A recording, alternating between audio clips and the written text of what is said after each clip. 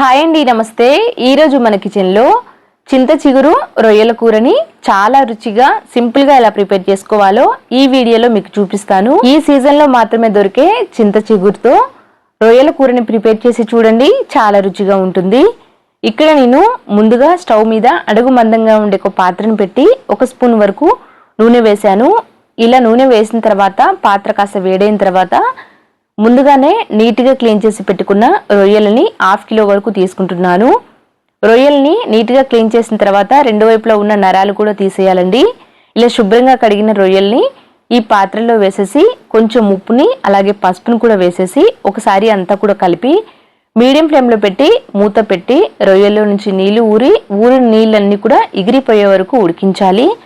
ఈ ప్రాసెస్ చేసిన తర్వాత మాత్రమే కూరని ప్రిపేర్ చేసాము అంటే కూరలో స్మెల్ అనేది రాకుండా చాలా రుచిగా ఉంటుందండి. కొద్దిసేపు ఉడికించిన తర్వాత మూత తీసి చూపిస్తున్నాను చూడండి. ఇలా నీళ్లు ఊరాయి కదండి. ఇప్పుడు ఈ నీళ్ళన్నీ కూడా ఎగిరిపోయే వరకు అడుగు నుంచి కలుపుకుంటూ మధ్య మధ్యలో ఇలా ఉడికించాలి. వీడియోలో చూపిస్తున్న విధంగా కొద్దిసేపటికే ఇలా నీళ్ళన్నీ కూడా ఎగిరిపోతాయి కదా. ఇలా ఉడికించిన రొయ్యల్ని ఒక ప్లేట్లోకి తీసుకొని పక్కన పెట్టేసేయాలి. ఈ ప్రాసెస్ చేసిన తర్వాత కూర చేయడం వల్ల కూరలో నీచు వాసన రాకుండా చాలా రుచిగా ఉంటుందండి. నెక్స్ట్ ఇప్పుడు మళ్ళీ ఇదే పాత్రలోకి తగినంత నూనెని వేస్తున్నాను. కూర చేయడానికి సరిపోయేంత నూనెని కూడా వేసేయాలి. నూనె కాస్త ఎక్కువగా తీసుకుంటేనే రుచిగా ఉంటుందండి. ఆ తర్వాత వీలైనంత సన్నగా కట్ చేసి పెట్టుకున్న ఉల్లిపాయ ముక్కలు, పచ్చిమిర్చి ముక్కల్ని వేశాను. ఉల్లిపాయల్ని కొంచెం ఎక్కువగానే తీసుకోవాలి, అప్పుడే కూరలో గ్రేవీ వస్తుంది, అన్నంలో కలుపుకోవడానికి వీలుగా ఉంటుంది. అంతా కూడా ఒకసారి కలిపిన తర్వాత నెక్స్ట్ ఇప్పుడు రుచికి తగినంత ఉప్పుని అలాగే పసుపుని కూడా వేసేసి మూత పెట్టి కొద్దిసేపు ఉల్లిపాయ ముక్కల్ని మగ్గించాలి. మీడియం ఫ్లేమ్లో పెట్టి ఈ ఉల్లిపాయ ముక్కల్ని ఒక 5-6 నిమిషాల పాటు మగ్గించాము అంటే సరిపోతుంది. అలాగే ఫ్రెష్గా దంచి పెట్టుకున్న అల్లం వెల్లుల్లి పేస్ట్ని కూడా వేసానండి. ఇలా అంతా కూడా కలిపేసి మూత పెట్టేస్తున్నాను. మూత పెట్టి మీడియం ఫ్లేమ్లో ఒక 5-6 నిమిషాలు ఉడికించిన తర్వాత మళ్ళీ చూపిస్తున్నాను చూడండి. 5-6 నిమిషాలకే ఉల్లిపాయ ముక్కలు అన్నీ కూడా ఇలా చక్కగా మగ్గిపోతాయండి. ఉల్లిపాయ ముక్కలు మగ్గిన తర్వాత మాత్రమే నెక్స్ట్ ప్రాసెస్ చేయాలి, అప్పుడే కూర రుచిగా ఉంటుంది. నెక్స్ట్ ఇప్పుడు రుచికి తగినంత కారంని కూడా వేస్తున్నాను. చింత చిగురు తీసుకున్నాం కదా, కారం కాస్త ఎక్కువగానే పడుతుంది. ఇలా అంతా కూడా కలిపేసిన తర్వాత కారంలోని పచ్చివాసన పోయే వరకు మరికొద్దిసేపు మగ్గించాలి. ఇలా మగ్గించిన తర్వాత నెక్స్ట్ ఇప్పుడు మనం ముందుగా ఉడికించి పక్కన పెట్టిన రొయ్యలు కూడా వేస్తున్నాను. ఇక్కడ నేను 1/2 కిలో రొయ్యలు తీసుకున్నాను కదండి.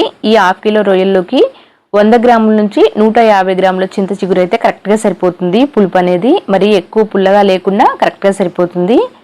రొయ్యలు వేసి అంతా కూడా కలిపి మూత పెట్టి మరికొద్దిసేపు మగ్గించాలి. అంటే ఇక్కడ కూరలో నుంచి నూనె బయటికి సెపరేట్ అయ్యే వరకు మగ్గించాలండి. నెక్స్ట్ ఇప్పుడు లో ఫ్లేమ్లో పెట్టి ముందుగానే నీట్గా క్లీన్ చేసి పక్కన పెట్టిన చింత చిగురుని తీసుకుంటున్నాను. ఈ చింత చిగురుని ఇలానే వేయకుండా కాస్త నలిపి వేయాలి, అప్పుడే కూరలోకి కరెక్ట్గా కలిసిపోతుంది. చింత చిగురుని ఇలా కాస్త నలిపి వేయడం వల్ల కూరలో కరెక్ట్గా కలిసిపోతుందండి.